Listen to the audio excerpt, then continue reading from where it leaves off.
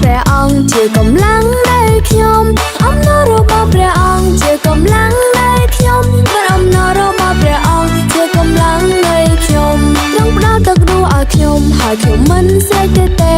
ទ្រង់ផ្ដល់ទឹករស់ឲ្យខ្ញុំហើយខ្ញុំមិនស្រេកទេ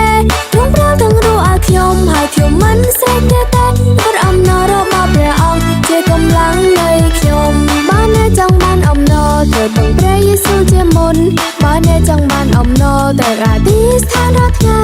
បើអ្នកចង់បានអំណរទៅបម្រើអ្នករាល់ថ្ងៃព្រះអំណររបស់ព្រះអង្គជាកម្លាំងនៃខ្ញុំហាហាហាហាហាហាហាឡេលូយ៉ាហាហាហាហាហាហាហាឡេលូយ៉ាហាហាហាហាហាហាហាឡេលូយ៉ាព្រះអំណររបស់ព្រះអង្គជាកម្លាំងនៃខ្ញុំ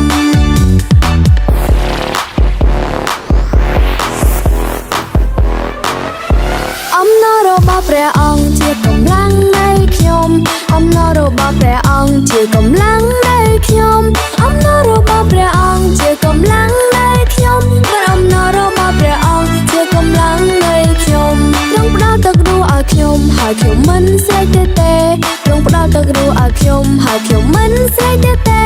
ទ្រង់ផ្ដល់ទឹករស់ឲ្យខ្ញុំហើយខ្ញុំមិនស្រេកទេព្រះអំណររបស់ព្រះអង្គជាកម្លាំងនៃខ្ញុំបើអ្នកចង់បានអំណរទៅទាំងព្រះយេស៊ូវជាមុនបើអ្នកចង់បានអំណរទៅអធិស្ឋានរាល់ថ្ងៃ